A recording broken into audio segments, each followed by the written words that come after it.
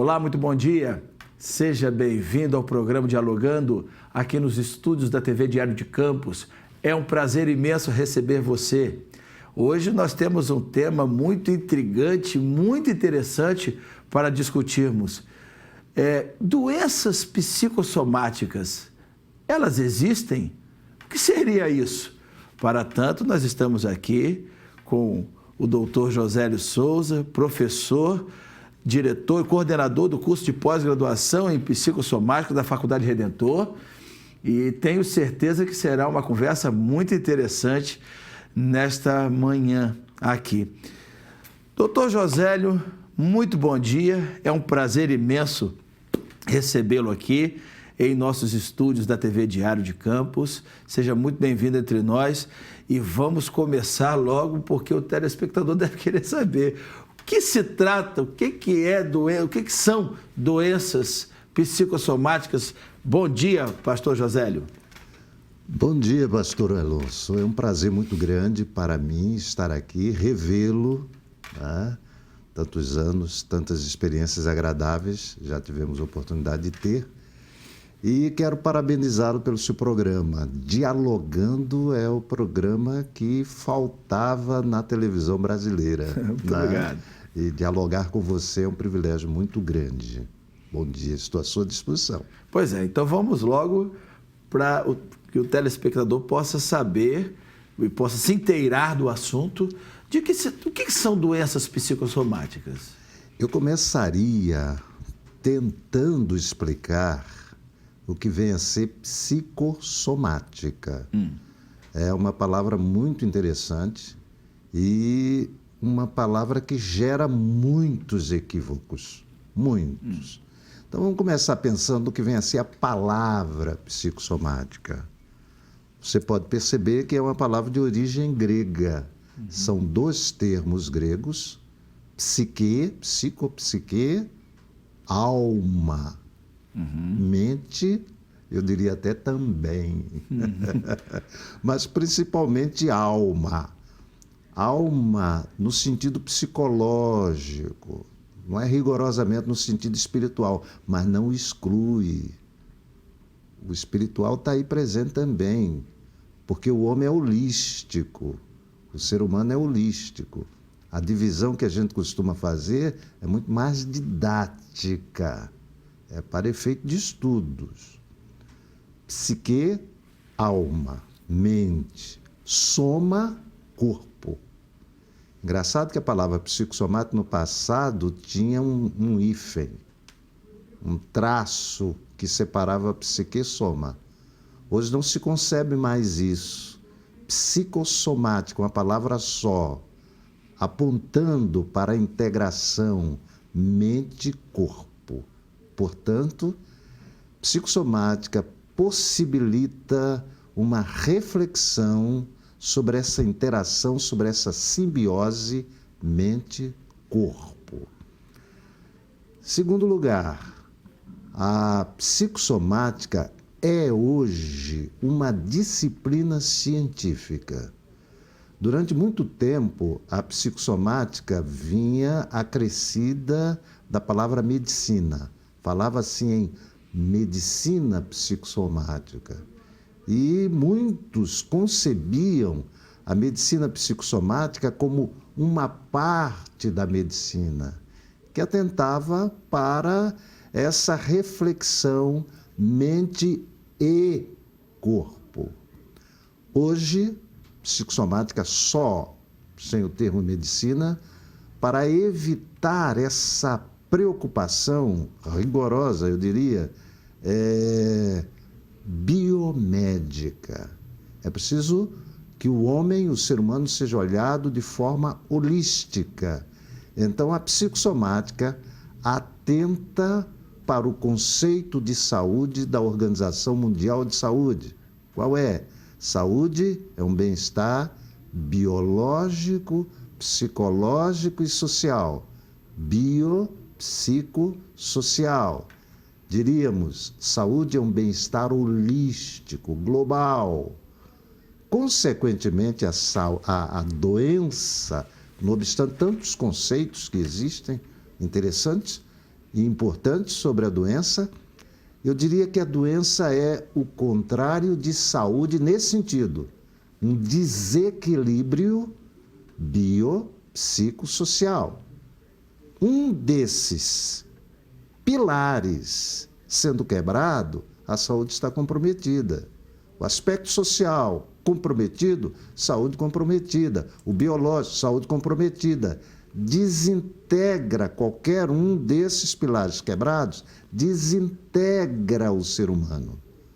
Normalmente a gente vai ao médico e o médico atenta para o órgão que está, digamos, danificado e vai corrigi-lo, ou o membro, ou seja o que for. Dr. Danilo Perestrello, da Santa Casa de Misericórdia do Rio de Janeiro, já dizia há algum tempo atrás: o ser humano não é uma máquina que precisa ser consertada, não é uma peça que se quebrou da máquina e precisa de um reparo. O ser humano é um ser a demandar amor, cuidado, e cuidado holístico, global. Então, quando eu penso em doença psicossomática, é lógico, eu penso de uma forma holística, eu penso de uma forma global. Doença psicossomática é qualquer doença, porque qualquer doença provoca um desequilíbrio biopsicossocial. Olha só, doutor, agora só chegou num ponto aí que eu acho que é fundamental para a gente entender essa questão toda. Então, o senhor estaria dizendo para a gente que um grifo no toda, com certeza. Toda doença seria psicossomática, porque é o seguinte, é fácil entender quando eu estou com um problema, vamos usar um termo bem comum hoje, eu estou com um estresse, né? Eu sinto muita dor de cabeça, quando eu estou num momento de tensão, a minha pressão arterial sobe, né? Agora, o senhor está dizendo aqui que se alguém... Por isso que eu coloquei o grifo no toda. Alguém contrair um câncer, por exemplo, é uma doença psicossomática, ou é um soro positivo, pode ser oriundo de uma doença psicossomática. É isso que eu estou entendendo ou não estou entendendo? Em primeiro lugar, eu devo creditar a afirmação ao doutor Danilo Perestrello, com o qual eu concordo em gênero, número e grau. Então a afirmação também já se tornou do doutor José. Já incorporei. Já incorporei. Eu estou dizendo que há um equilíbrio biológico, psicológico e social. E o desequilíbrio provoca a doença. O desequilíbrio. Não estou dizendo que uma parte é fator fundamental para a doença. Não. Estou dizendo que o desequilíbrio, alguma coisa da ordem biológica, lógico que uma bactéria, como pensava Pasteur, né, Koch, bactérias, germes, seja o que for, que vem de fora, nos afeta, mas pode não nos afetar. Onde é que mora o segredo? Porque algumas pessoas atingidas por bactérias, atingidas por vírus, não desenvolvem a doença. Qual seria o fator? Será que o fator psicológico, o fator social, contribuíram para evitar que esse mal proliferasse? É uma questão que eu levanto. Não vou afirmar nada, nem devo. O século XXI não aceita mais essas afirmações categóricas e deterministas. Mas eu estou levantando a questão.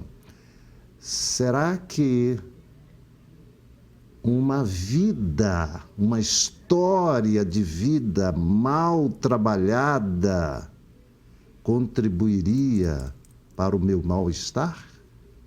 Uma história de vida mal trabalhada, alguém disse problemas não resolvidos, questões não resolvidas. O nosso passado cheio de interrogações, cheio de problemas que não são devidamente resolvidos ao longo da nossa vida, será que isso não traria um mal-estar? E esse mal-estar não se refletiria no corpo, no relacionamento social? Percebe? Olha, doutor José, agora eu só abri o leque mesmo, porque nós temos muita coisa agora para resolver essa questão. Bom, nós que convivemos com pessoas, no meu caso, igreja, e a gente percebe muito essa questão toda, nós vemos muitas vezes pessoas desenvolverem certos comportamentos que são oriundos, inclusive, de uma mágoa que teve de alguém, de um rancor que é desenvolvido ali por uma pessoa, e aquela pessoa vem falar com a gente dizendo que está com outros problemas, ou vai ao médico, ou vai ao psicólogo, ou vai ao psiquiatra, ou vai ao psicanalista, conversar com aquela pessoa e dizendo que está com aqueles problemas. Uma vida, então, uma pessoa, um indivíduo que desenvolve, até pelo seu próprio temperamento, mais introspectivo e que acaba se tornando uma pessoa mais difícil de perdoar, mais propensa a guardar rancores, ela seria um grande fator de risco, claro, para o desenvolvimento de doenças? Com certeza. E eu até apontaria uma questão lógica, bem coerente e até científica. Quando nós estamos diante de uma perspectiva de algum acontecimento, de alguma experiência forte, você sabe muito bem, todo mundo sabe disso, que nós geramos adrenalina, não é verdade? Por exemplo, vou fazer uma prova para o vestibular, uma prova do vestibular, do mestrado, do doutorado, etc., né? Gera-se uma expectativa tão grande que as glândulas suprarrenais produzem adrenalina para darmos conta daquilo que vamos realizar. Essa produção de adrenalina é normal. Você precisa para produzir a energia. Você produz. A energia surtiu naturalmente o efeito necessário. Mas digamos que essa expectativa perdure e você não produza nenhum trabalho. A energia permanece no seu organismo, a adrenalina continua lá. Acúmulo de adrenalina, noradrenalina, catecolaminas e etc., vai te trazer mal, vai te fazer mal. Algum órgão sofrerá com isso. Isso é o lógico. Então é por esta razão que muitas vezes muitas pessoas desenvolvem gastrite, claro, justamente porque se concentrou ali em algum órgão. Outras pessoas têm problemas no fígado, no intestino e coração, inclusive. Perfeito. Muitas vezes. Isso eu estou me referindo a alguns momentos, digamos, a semanas. Imagina você a vida toda. O indivíduo não consegue resolver a sua história de vida. Não é resolver, não consegue assimilar, não consegue dar um sentido à sua história de vida. Imagina, todo tempo. O nível de adrenalina, o nível de catecolaminas, o nível de intoxicação. Imagina. Isso com certeza geraria um câncer, desenvolveria uma doença. Exatamente. O senhor coordena o curso de pós-graduação em psicossomática da Faculdade Redentor. Isso. Parece que tem um curso novo por aí, surgindo aí. Tem sido, graças a Deus, ao longo de mais ou menos 4 anos, permanente esse curso. Já tivemos no Rio uma edição muito boa, muito boa. E temos aqui em Campos um grupo que está produzindo. A nossa grande preocupação, a nossa grande ênfase é pesquisa. Não queremos afirmar nada categoricamente, queremos que os nossos alunos pesquisem, desenvolvam um trabalho para que a humanidade conheça. É preciso conhecer. Olha, Alonso, eu tenho experimentado maravilhas na minha vida. Eu já tive sérios problemas no coração. Eu vivo sendo acompanhado por cardiologistas, né, e procuro sempre desenvolver essa concepção de homem holístico. Eu tenho procurado um equilíbrio biopsicossocial e tenho experimentado maravilhas. Então, se a gente experimenta maravilhas, tem que contar para o outro. Né? Tem que passar essa experiência para os outros. E o nosso grande objetivo, o objetivo da Faculdade Redentor em psicossomática é promover pesquisas e difundir isso, levar ao conhecimento da população, levar ao conhecimento do povo, porque há muita gente, você nem imagina, jovens, adultos, idosos, sofrendo desse grande mal psíquico e, consequentemente, holístico. Então, a Faculdade Redentor mantém esse curso, essa pós-graduação em psicossomática, aqui em Campos e em Itaperuna. Aqui em Campos, ontem nós tivemos um coquetel de abertura da 3ª turma. E eu fiquei muito feliz, tivemos mais ou menos 100 pessoas presentes. Eu tive a oportunidade de falar. E foi agradabilíssimo, agradabilíssimo. Esse curso as inscrições para esse curso estão abertas. Você pode ligar para a Faculdade Redentor. Como o curso, essa edição é aqui em Campos, liga para a Faculdade Redentor de Campos. Ou liga para mim. Pode ligar para o meu celular, que é 99753-6080. Você pode repetir aí? 99753-6080.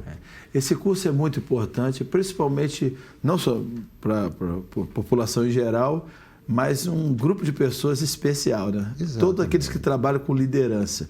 Inclusive, o senhor é autor de um livro chamado Leximia, A Saúde do Líder, livro do Dr. Josélio Souza. Fala um pouquinho, doutor, sobre esse livro. Já esgotou, mas a 2ª edição já está chegando por aí, né? Já está chegando, se Deus quiser. Esse trabalho é um trabalho consequente de pesquisas com líderes, principalmente líderes que demonstravam um certo mal-estar até nas suas atividades, no seu trabalho, na vida, no relacionamento familiar e tal. E nós fizemos pesquisa com mais de 100, foi até exagerada, né? Mais de 100 pessoas. E, evidentemente, que a pesquisa, a revisão bibliográfica, né? O que nos levou, então, a esse livro.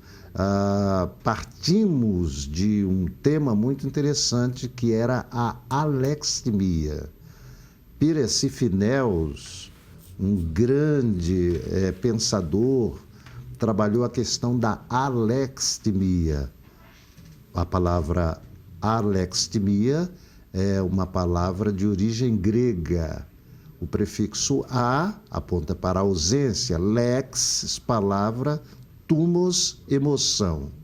De onde se conclui, alexithymia é a ausência de palavra para nomear a emoção. E isso gera doença. O salmista Davi dizia: enquanto me calei, envelheceram-se os meus ossos. Quem não fala, né, vai sofrer, evidentemente, algum mal, biológico também. E eu parti daí e comecei a perceber que o mal que a alexithymia causava. E eu comecei a buscar alternativas. Será que não há uma alternativa, né? E a alternativa é a alexithymia. É falar. Se a ausência de palavras me gera doença, mal-estar, a presença de palavras me gera bem-estar. Daí o lexithymia, a saúde do líder. Você sabe que existem... o senhor tocou num ponto muito interessante, justamente nesse princípio cristão de falar, né? O apóstolo Tiago tem aquela expressão: não confessais só os pecados uns aos outros para que sareis. Na verdade, o sarar está justamente em confessar, em colocar, né, para fora aquilo tudo. E as pessoas muitas vezes têm muita dificuldade, até porque talvez não confia, o líder vive numa situação assim muito complicada nesse sentido, porque ele tem medo de ser traído, ele teme que ele vai contar determinada coisa para uma pessoa e aquela pessoa vai espalhar aquilo para os outros. Ele tem uma porção de coisa e muitas vezes ele desenvolve esse tipo de doença mesmo. Com certeza. Bom, vamos analisar um caso. Deixa eu te contar só uma. Dr. Merval de Souza Rosa foi meu professor em algumas disciplinas, psicologia pastoral, aconselhamento. E foi diretor do Seminário Teológico Batista do Norte do Brasil. Ele tinha uma afirmação clássica. Ele dizia: é preciso falar a um significante outro. Não é falar por falar, não é falar aleatoriamente. Falar a um significante outro. Alguém que não vai te julgar, alguém que não vai te condenar, mas alguém que está disposto não só a emprestar o ouvido, não, disposto a te compreender, disposto a te olhar sem julgamento, sem cara feia, carinho. Eu coloquei há poucos dias no Facebook uma expressão de Lacan, que a busca do homem é amor. A grande demanda do homem é amor. E eu coloquei embaixo: a psicanálise é um ato de amor. O aconselhamento também é um ato de amor. Quando você se dispõe a ouvir alguém, sem dúvida alguma, é um ato de amor. Agora vamos imaginar aqui um caso hipotético, talvez nem tão hipotético assim, porque podem ter telespectadores agora que estão ouvindo isso, estão vivendo essa situação. Eles acordaram hoje diante aquele peso daquelas notícias esmagadoras, a perda de um ente querido, chegou no emprego agora, acabou de ser demitido, nesse contexto social, nacional que nós estamos vivendo. E a pessoa, ou é um problema familiar muito sério, filhos, quer dizer, coisas externas, coisas que ele não tem condição de prever e ele não tem condição de se preparar para aquilo ali, né? Porque você controlar a si mesmo e ser senhor, vamos usar essa expressão, né, das suas decisões e decidir sobre isso e aquilo, até você ainda tem certo controle. Mas existem coisas que estão fora do nosso controle. A perda de um ente querido, a perda de um emprego, um problema familiar muito sério, uma série de questões assim. Como manter o equilíbrio? Como aquilo não desenvolver uma doença psicossomática? Como aquilo não desenvolver uma doença? Se o filho para você é muito importante, se a perda de alguém querido, algo que realmente é esmagador para você, eu diria até mesmo alguma coisa que pelo que nós conversamos aqui até há pouco, não está, de certa maneira, do controle da pessoa, mas ele chega agora numa consulta no médico, o médico vai dizer: olha, você está com uma doença muito difícil de ser curada e a tendência é daqui a alguns meses você virar óbito. Como você manter o equilíbrio diante de uma situação dessa, Dr. Josélio? Lógico que não é fácil. Sim. Tá? Mas eu diria o seguinte, uma situação como essa, que você hipoteticamente apresentou, nos remete naturalmente àquilo que Freud chamou de representação psíquica. Ou seja, aquela distorção de experiências que você viveu na vida e que foram misturadas a outras experiências e te traz um saldo negativo. Então, quando você vive uma experiência negativa, ela te remete naturalmente para aquela representação psíquica carregada de saldo negativo, certo? Então, o mal-estar é grande. Pode ocorrer um infarto, pode ocorrer qualquer outro tipo de doença biológica, porque psicológica já está lá, não é?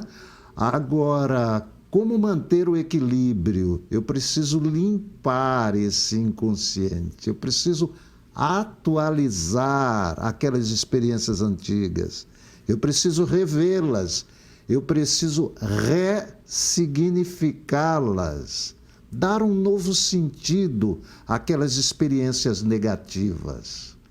Por isso, Alonso, eu vou dizer uma coisa assim que vai espantar muita gente, mas eu estou aqui para falar aquilo que eu devo falar. Sim, claro. Não é? Então, nós não sofremos de traumas psicológicos necessariamente. Ah, tive um trauma, foi aquele ali. Nós sofremos de representações psíquicas, nós sofremos de experiências negativas que foram se acumulando umas às outras, foram mal interpretadas. E agora, lá no inconsciente, criam um campo energético muito forte, causando-nos mal-estar. Então, o que eu preciso? Ressignificar essas experiências negativas, sejam de caráter traumático ou não. Experiências negativas devem ser limpas, trabalhadas, atualizadas, ressignificadas, para se manter esse equilíbrio. Aí, quando vier o momento traumático, quando vier o mal-estar, quando vier o choque, você tem condições, porque vai atentar para o problema em si e não o acúmulo dos problemas antigos. Olha, doutor Josélio, conversa interessantíssima, mas infelizmente nosso tempo está chegando ao final. O senhor teria rapidamente algumas considerações finais a fazer sobre o curso, sobre o livro, para o telespectador que hoje está... Em primeiro lugar, dizer da minha satisfação. Eu creio que esse é o tipo do tema que precisa ser discutido cada vez mais. Sem dúvida. Eu diria para o telespectador, até de forma jocosa, não acredite numa só palavra do que eu disse. Pesquise. Pesquise. Ah, sim. Claro. Pesquise, observe, procure ver. O que é que fizeram os berianos com Paulo? Sim. Quando Paulo falou, eles disseram, não acredito, não acreditamos. E foram lá pesquisar para ver se o que Paulo estava falando era verdade. Por isso eu convido você para pesquisar, procura ver. Acaba com o preconceito, com o medo de encarar a verdade. Pesquise e você vai ver que o ser humano é holístico. Tá certo. Que nós somos presas naturalmente das nossas emoções. E elas, juntamente com outros fatores, contribuem para o nosso mal-estar, para a nossa doença. Doutor Josélio, foi um prazer imenso receber o senhor aqui no nosso programa Dialogando. Foi um prazer dialogar com o senhor. Certamente foi uma conversa que deixou um gostinho de quero mais e certamente esse gostinho será satisfeito. Muito obrigado. O privilégio é meu. Um grande abraço para você. Estamos chegando ao final do programa Dialogando. Queremos agradecer a você que nos presenteou com a sua presença aqui no nosso estúdio para dialogarmos sobre esse assunto tão importante. Que Deus te abençoe, te dê um final de semana de bênção e de paz. Um abraço. Tchau.